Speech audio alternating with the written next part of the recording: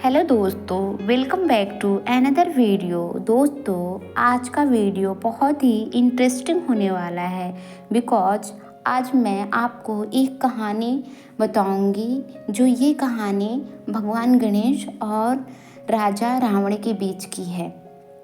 तो दोस्तों, आइए इस कहानी को हम विस्तार में सुनते हैं और प्लीज़ आप बहुत ही ध्यान से सुनना।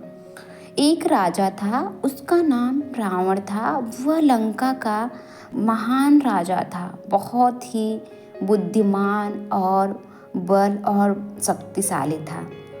लेकिन वह भगवान शिव का बहुत बड़ा भक्त था। एक दिन उसने क्या किया, कैलाश पर्वत पर गया और वहाँ जाकर कठोर तपस्या करने लगा। उसकी इस तपस्या से भगवान शिव जी बहुत ही प्रसन्न हुए।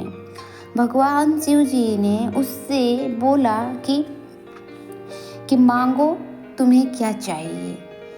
तो उसने क्या किया, भगवान शिव जी से आत्मलिंग की मांग की, जो भगवान शिव का स्वयं का प्रतीक था। आत्मलिंग के साथ रावण अजय और अमर हो सकता था। अब समस्या यह थी कि अगर रावण आत्मलिंग को लंका ले जाता तो उसकी शक्ति इतनी बढ़ जाती कि वह दुनिया को भी मार सकता था और कोई भी उसे मार नहीं सकता था। तभी सारे देवी देवताएं चिंतित में आ गए और भगवान विष्णु के पास चले गए मदद की गुहार लेकर और प्रार्थना करने लगे कि भगवान विष्णु ने इस स्थिति को संभालने के लिए एक योजना बनाई और इस योजना में गणेश की मदद ली और उसे गणेश का भी हिस्सा बनाया। जब रावण आत्मलिंग लेकर दक्षिण दिशा की ओर लंका की ओर जाने लगा, तब वहाँ रास्ते में एक बालक दिखाई दिया।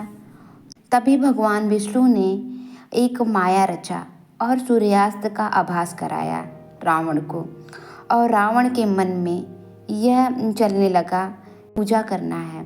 और जो कि रावण नियमों का बहुत ही पालन करने वाला ब्राह्मण था। सूर्यास्त होते ही संध्या वंदन करना अनिवार्य था उसके लिए। लेकिन समस्या यह थी कि आत्मलिंग को कहीं ज़मीन पर रखे बिना ही वह पूजा कैसे करे। तभी उसी समय एक बालक टहलते हुए जा रहा था। वह कोई बालक नहीं था, वह भगवान गणेश के रूप में वह बालक था। उसके सामने प्रकट हुए और रावण ने बालक से आत्मलिंग को थोड़ी देर के लिए पकड़ने की प्रार्थना की ताकि वह अपनी पूजा पूरी तरह से कर सके। बालक ने भगवान गणेश ने यह शर्त रखी कि वह आत्मलिंग तब तक पकड़े रखेगा जब तक वह इसे संभाल सकता है, और अगर नहीं संभाल पाया, शिवलिंग भारी हो गई, तो वह 3 बार रावण का नाम पुकारेगा। अगर रावण समय पर नहीं पहुंचा तो वह आत्मलिंग जमीन पर रख देगा। रावण को भी अपनी शक्ति पर पूरा विश्वास था, इसलिए उसने आत्मलिंग गणेश को सौंप दिया और पूजा करने लगा। कुछ ही देर बाद गणेश ने आत्मलिंग का वजन बढ़ते हुए महसूस किया और 3 बार रावण का नाम लेकर पुकारा। लेकिन रावण पूजा करने में इतना विलीन था कि उसे नाम की आवाज़ सुनाई नहीं दिया। तो बालक ने क्या किया, उस आत्मलिंग को वहीं ज़मीन पर रख दिया। तभी रावण का पूजा पूरा हुआ तो उसने आत्मलिंग को जमीन पर पाया और क्रोधित हो गया और उसे उठाने की कोशिश की। तो उसने पाया कि वह आत्मलिंग अब जमीन पर ही स्थिर हो चुका है। उसने पूरी तरह कोशिश किया, बल लगाया, बुद्धि लगाया, बट वह शिवलिंग तस से मस नहीं हुई। तो रावण बहुत ही ज़्यादा क्रोधित हो गया और निराश हुआ। उसने उस बालक का पीछा करने लगा।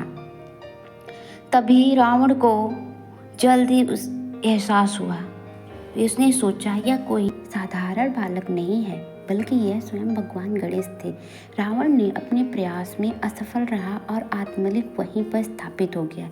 यही आत्मलिंग आज के समय में कर्नाटक राज्य के प्रसिद्ध महाबालेश्वर लिंग के रूप में जाना जाता है, जो आज भगवान शिव के भक्तों के लिए प्रमुख तीर्थस्थल बन गया है।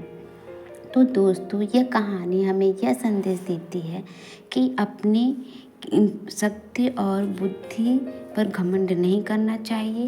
अगर हम करते हैं तो इसी वजह से हम पराजित हो सकते हैं। तो अगर दोस्तों हमारी कहानी पसंद आए तो please like, share and subscribe कर दीजिए। मिलते हैं नेक्स्ट वीडियो के साथ और नेक्स्ट स्टोरी के साथ। जय श्री गणेशा।